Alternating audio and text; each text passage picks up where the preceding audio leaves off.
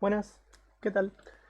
La idea de la clase de hoy es tener una clase full orientada a, digamos, un par de temas que ustedes puedan utilizar en los trabajos prácticos que tienen que hacer.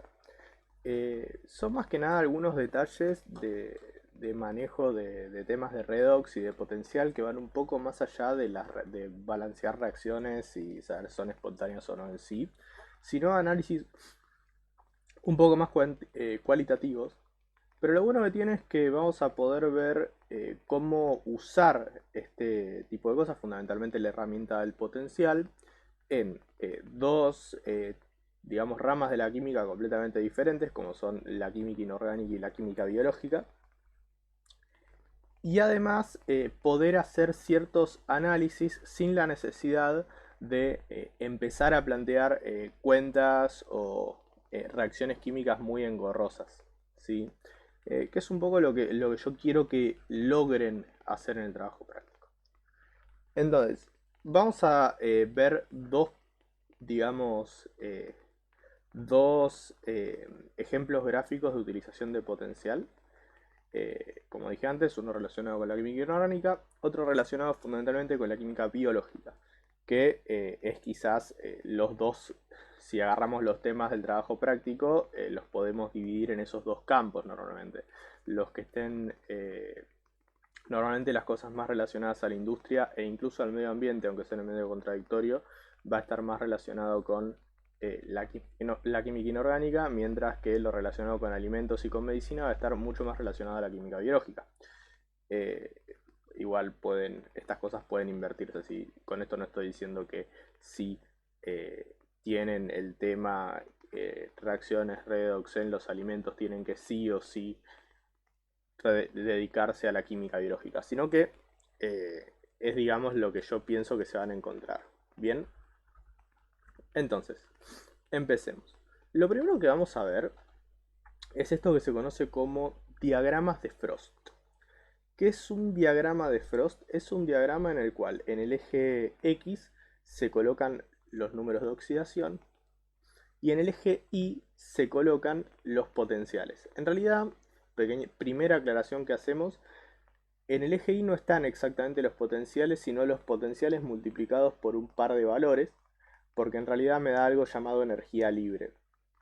No nos vamos a meter en eso por ahora, va a ser tema para después de... Eso es un tema de termodinámica y va a venir después de las vacaciones de invierno eh, y va a estar íntimamente relacionado con el potencial. Pero lo podemos tratar en el análisis cualitativo que vamos a hacer exactamente igual que un potencial redox. Bien, entonces, vemos por ejemplo un diagrama de Frost. En este caso, el diagrama de Frost sería del agua barra del oxígeno. Porque si estamos hablando de números de oxidación, tenemos que hablar de un elemento en particular.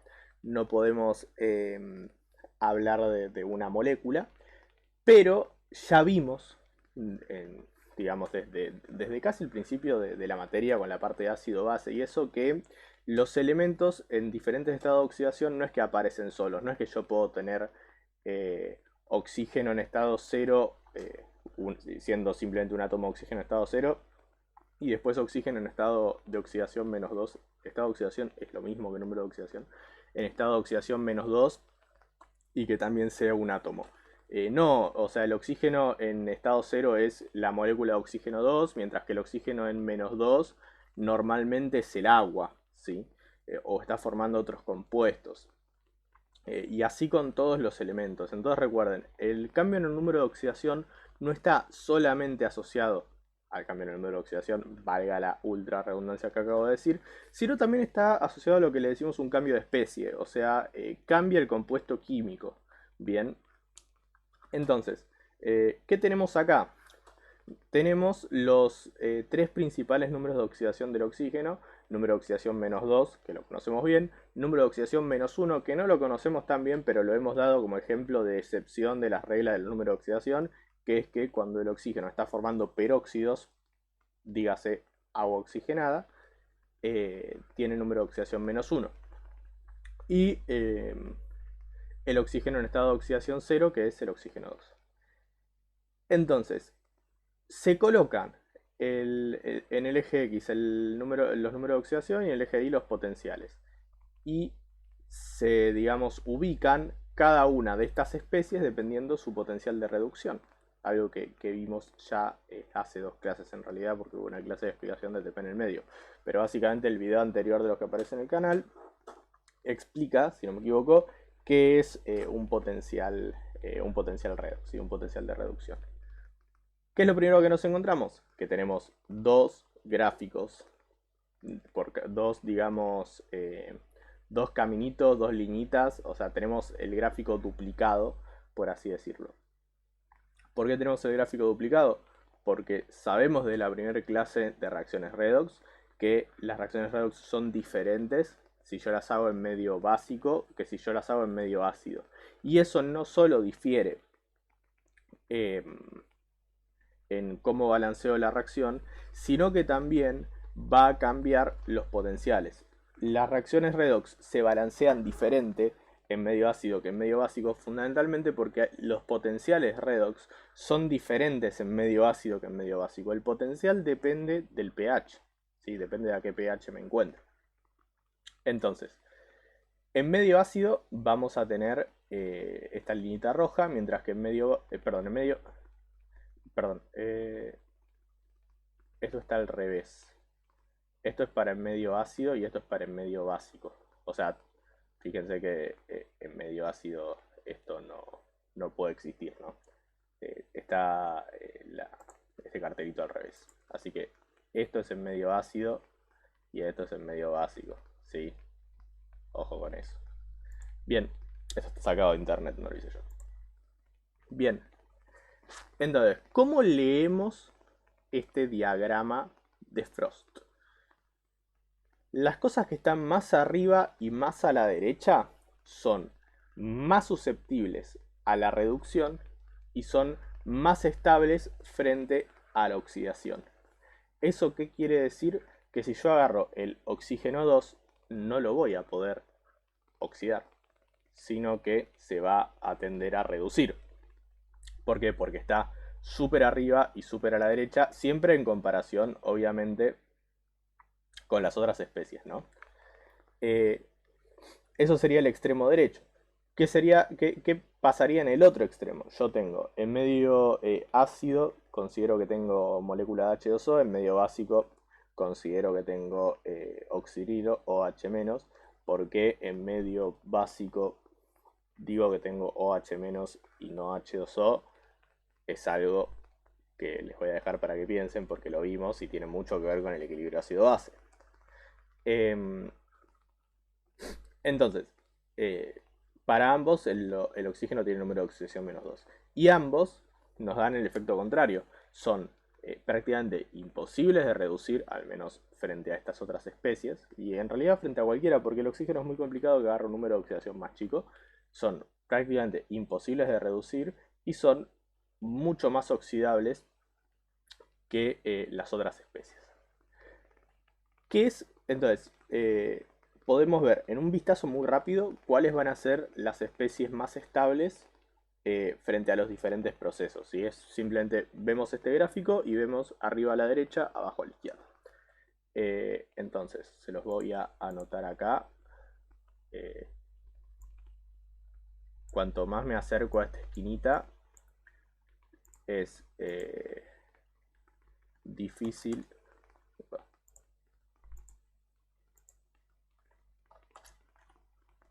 Difícil de oxidar, fácil de reducir. Esto yo les aviso por si tienen hermano, hermana, padre, madre que sabe de estos temas. Es una versión súper resumida de un tema mucho más complicado, ¿sí? O sea, no es que simplemente es así, hay varias vicisitudes de por medio, pero al nivel que lo están viendo ustedes, esto es lo que quiero que se lleven de estas cosas. Mientras que para abajo de la izquierda tenemos el efecto contrario, sería difícil de reducir y fácil de oxidar.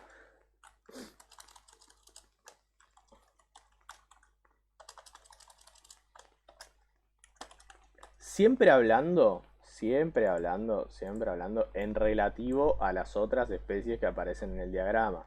No estoy hablando de un criterio absoluto. Eso solo lo puedo saber comparando números de potenciales y se acabó. Siempre estoy hablando de en relativo a las especies que hay en el diagrama. ¿Por qué coloqué en particular el diagrama del oxígeno? Primero porque es muy simple, es uno de los diagramas de Frost más simples que hay, debido a las pocas especies que tiene el oxígeno, los pocos números de oxidación más o menos respetables o más o menos estables que tiene el oxígeno. Pero segundo, porque tiene esta forma, que hace en ambos casos como un techo de una casita, ¿sí? Es decir, un ángulo mirando para la derecha, o si lo vemos siempre del mismo lado, en este caso lo podríamos tratar como un ángulo convexo, ¿sí? Un ángulo mayor a 180.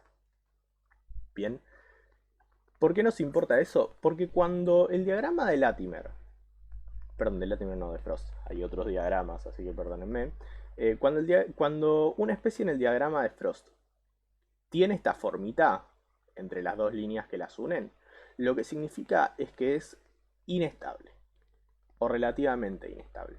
Si bien hay varios procesos que se tienen que dar, no es que yo estoy diciendo que estas especies no pueden existir en este tipo de medios, sí su estabilidad es bastante frágil, ¿sí?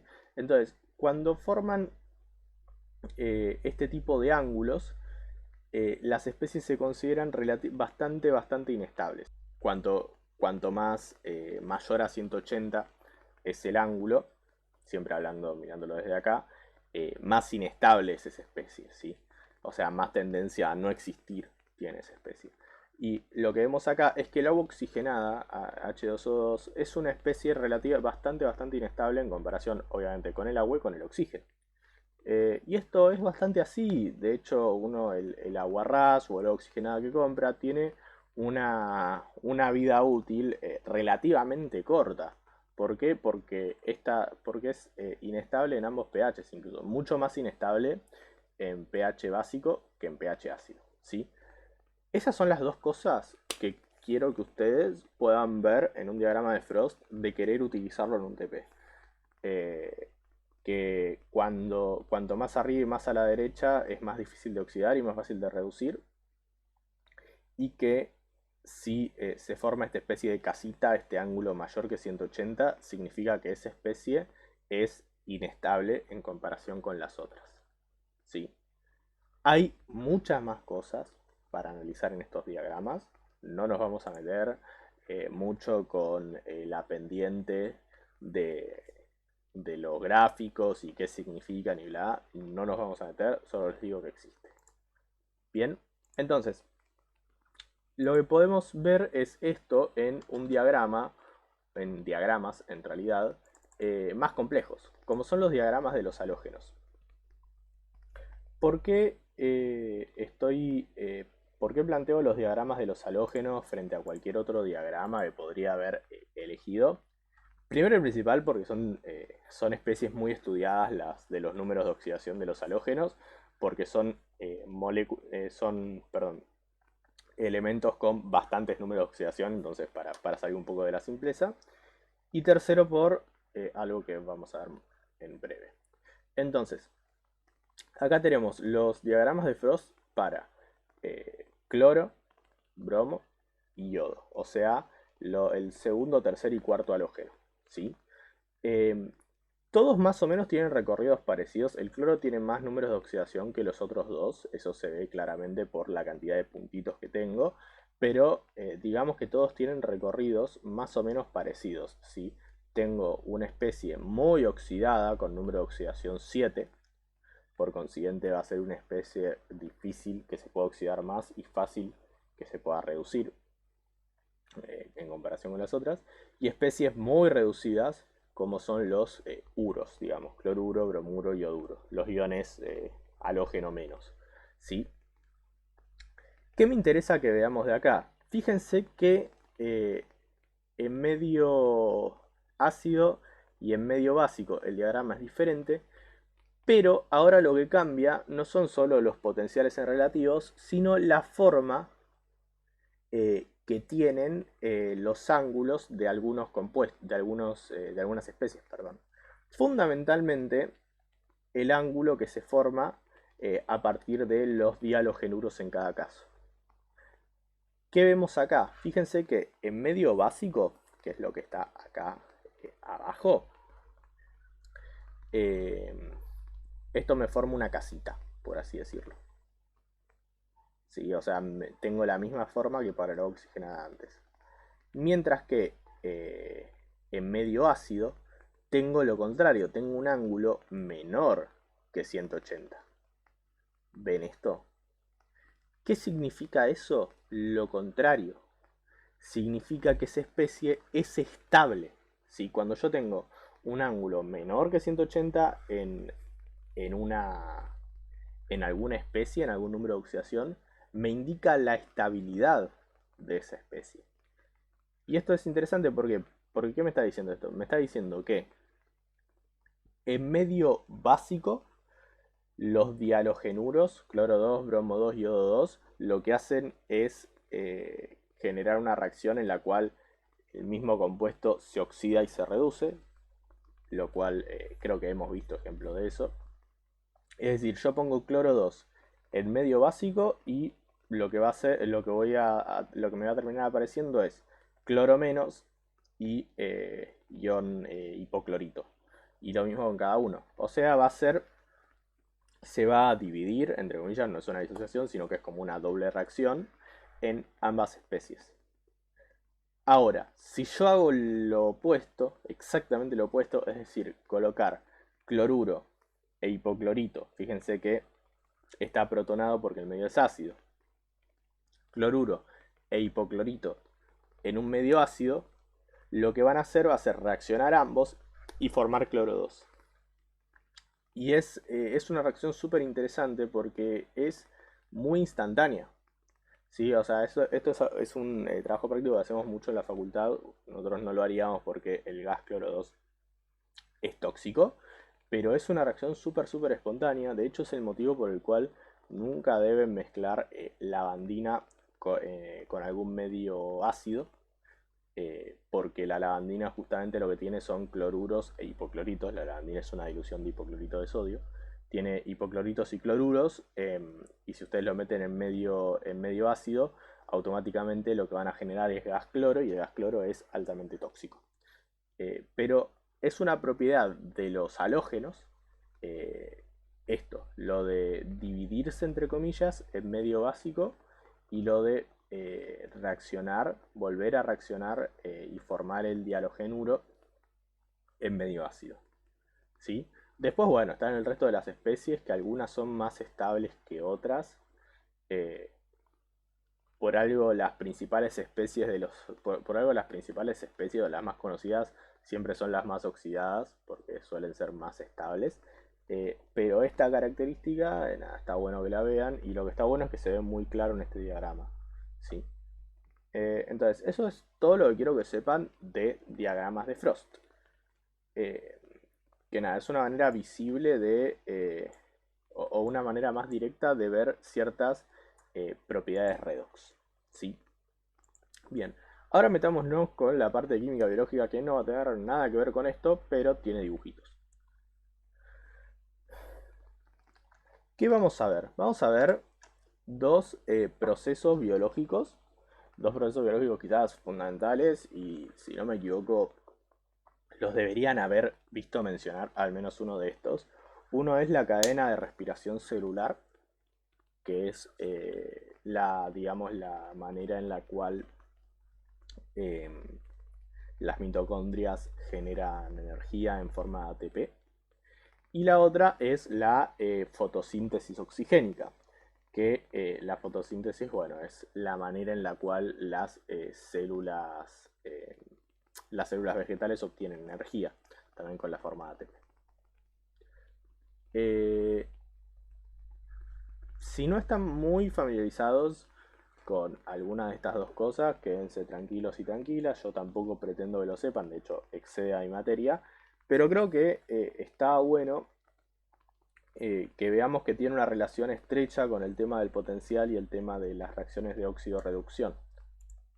Em, entonces, metámonos con la cadena respiratoria, que es lo más complejo, lo menos conocido y por ende lo que nos queremos sacar encima más rápido. Em, para los que no saben, y se los voy a resumir muy simplemente, la cadena respiratoria son cuatro enzimas que están una al lado de la otra, entre comillas, a lo largo de la membrana mitocondrial, o sea, la membrana de las mitocondrias. ¿Qué pasa? ¿Qué es lo que sucede básicamente durante la cadena respiratoria? Y es lo único que nos va a ayudar. Lo que hay es un transporte de electrones. ¿Sí? Nosotros tenemos electrones que entran por una de las enzimas y después que salen, entre comillas, por la otra. Es decir, que se transporta los electrones a través de, digamos, a lo largo de la membrana. Esto tiene un montón de pasos y esto deriva en la, digamos, en generar las condiciones para producir ATP. ¿Sí? ¿Por qué me meto con esta cosa tan horrible? Porque en realidad el hecho de poder movilizar electrones de un lado a otro de la membrana lo que implica es que hay una diferencia de potencial. Si yo tengo una movilización de electrones, no es que los electrones pasan como una corriente eléctrica, sino que se los van pasando diferentes especies químicas muy complejas, porque las moléculas biológicas son moléculas muy grandes, pero lo importante es que se lo van pasando entre unos y otros, oxidándose y reduciéndose entre sí. O sea, para que una especie química le pase electrones a otra, lo que tengo es un proceso redox. Es la definición de proceso redox. Una cosa larga electrones, la otra cosa la recibe. Eso significa que una se oxida y la otra se reduce. Entonces lo que tengo a lo largo de toda la cadena respiratoria celular es una serie de oxidaciones-reducciones. O sea, se van pasando tipo en una posta los electrones. Entonces, yo lo que estoy teniendo es cada vez especies más con potenciales más positivos. ¿Por qué? Porque supongamos lo siguiente, tengo una especie, no sé, con potencial cero, como el hidrógeno. No tiene potencial cero, pero no importa. Si yo quiero, si yo quiero que eso le pase un electrón a otra cosa, es decir, si yo quiero que eso se oxide y que la otra cosa se reduzca, esa otra cosa tiene que tener un potencial mayor. Eso lo vimos en la clase pasada. El potencial del que se reduce menos el potencial del que se oxida me da la espontaneidad o no de la reacción. Entonces, el potencial 1 va a tener, que es la primera especie, supongamos que es 0, va a tener que ser más chiquito que el potencial 2. Bien, entonces pasa el electrón. Estoy en esa segunda especie de potencial 2. Y ahora quiero que le pase el electrón a una especie de potencial 3. ¿Por qué? Porque quiero que el electrón llegue a algún lugar en específico. Entonces, ¿qué va a pasar? Ese potencial 3 va a tener que ser mayor que ese potencial 2. Y así, cuanto más veces quiera pasar el electrón, más voy a tener que ir subiendo el potencial. Entonces, cada pasito, cada compuesto que quiera usar, digamos, de transporte de electrones justamente, va a tener que tener un potencial mayor al anterior. Y por eso, a lo largo de esta membrana, que se pasan los electrones en este esquema de izquierda a derecha, lo que tengo son potenciales cada vez mayores. Cada complejo, cada, cada complejo enzimático de la cadena respiratoria tiene un potencial de reducción asociado y así es como funciona. Entonces los electrones se entran en el complejo 1, se lo pasan a una quinona, no importa qué es, a una cosa que lo lleva al complejo 2 y eso se da porque el complejo 2 tiene un potencial más grande que el complejo 1. Lo mismo entre el complejo 2 y el complejo 3 y lo mismo entre el complejo 3 y el complejo 4. Y el complejo 4, que es el que está más a la derecha, que es justamente donde se genera el ATP, si no me equivoco. No soy un experto en esto. Justamente donde, si no me equivoco, se genera el ATP, es el que tiene el mayor potencial. Entonces, fíjense cómo está todo asociado y todo se puede resumir en un juego de potenciales redox, ¿sí? De vuelta, ¿no? Esto es un diagrama súper complejo, pero es el que encontré que tenía los potenciales acá abajo. Pero lo que quiero que se lleven es que hay una relación muy estrecha entre un proceso biológico fundamental, como es la respiración, la cadena respiratoria celular, y potenciales redox. Y algo un poco más interesante, una versión un poco más interesante de esto, es la fotosíntesis oxigénica. Como ustedes saben, el proceso fotosintético se basa en que eh, los, digamos, las moléculas, perdón, las células vegetales pueden absorber luz para generar energía.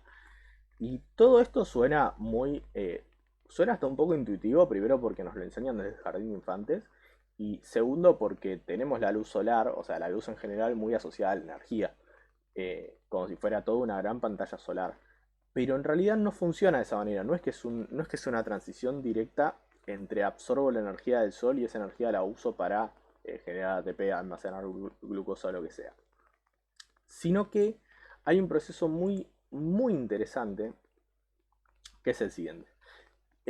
Como saben, o como vimos, si no lo saben, deben estar traumados por lo que acabamos de ver. Todo se genera en base a moléculas muy complejas que hacen cosas muy complejas.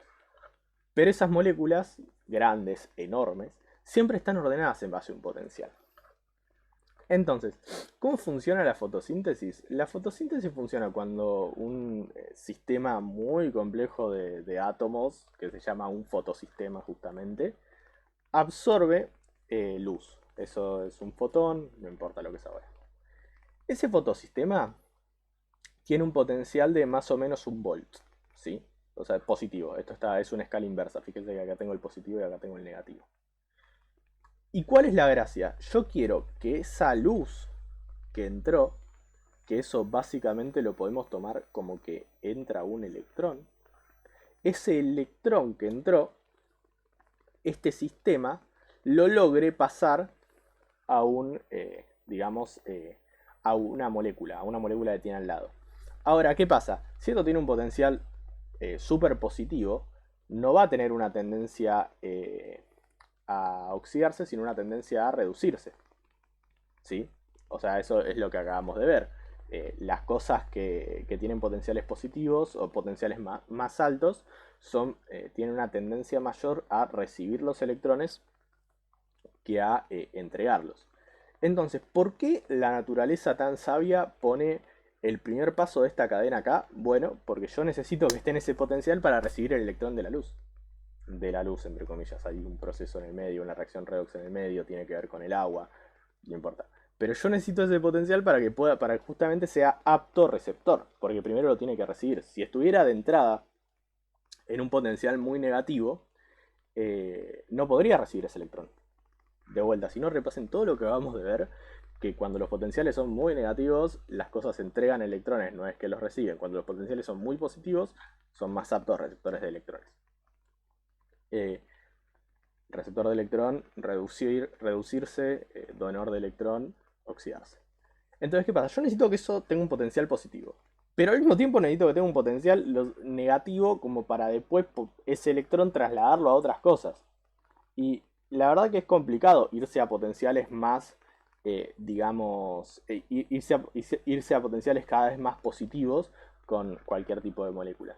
Entonces, ¿cómo funciona este fotosistema? Y esto es digamos, lo casi mágico o lo súper interesante que tiene esto, que es que al absorber ese electrón, el fotosistema, que es de vuelta una molécula súper compleja, cambia. Cambia lo que se dice su conformación, es decir, cambia su forma. Y eso hace que su potencial cambie rotundamente, un potencial súper negativo. O sea, tiene potencial +1, en cuanto absorbe ese electrón, pasa a tener potencial -1. Hago para arriba porque en el esquemita está para arriba, ¿sí? Y porque estoy acostumbrado a este esquema a pensarlo para arriba. Pasa a tener un potencial súper negativo. Fíjense que está esquematizado en esta flecha. Tipo, pasa fotosistemas P680, se llama, fotosistema 2 se llama también, no importan los nombres. Pasa a ser el fotosistema 680 asterisco, que significa lo mismo pero un poquito cambiado, pasa de potencial +1 a potencial -1 por absorber ese electrón. Entonces, ¿qué pasa? Como ahora tiene un potencial negativo, puede empezar esa cadena de traslado de electrones como la que acabamos de ver. Y nada, acá hay una cadena compleja de un montón de cosas que se van pasando el electrón una con otra. Fíjense que justamente la cadena es, el camino es ascendente con respecto al potencial, como lo vimos recién. Se van pasando electrones y los receptores de electrones tienen potenciales cada vez más positivos. E incluso tiene un segundo paso en el cual se genera lo mismo. Hay otro segundo fotosistema que hace el mismo salto al recibir un electrón. ¿Sí? Por si no se dieron cuenta, acá las flechitas azules están representando el camino que hacen los electrones. Todas estas son moléculas complejísimas, no importa.